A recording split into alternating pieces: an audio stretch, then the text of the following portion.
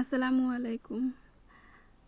আজ বাসায় রান্না করেছি মুরগির তেহারি। রান্না শেষে একটু ওলটপালট করে দেখে নিচ্ছি সব জায়গায় ভালোভাবে চালটা সেদ্ধ হয়েছে কিনা।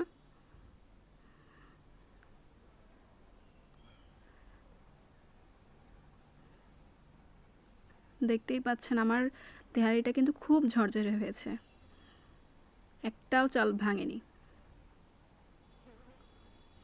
এবার একটু পেঁয়াজ বেরেস্তা দিয়ে নিচ্ছি। তেহারিতে পেঁয়াজ বেরেস্তা দিলে আমার খেতে খুব ভালো লাগে, আমার বাসায় সবাই খুব পছন্দ করে। ইনফ্যাক্ট আমার রান্না আমার বাসার সকলেই খুব ভালোবাসে।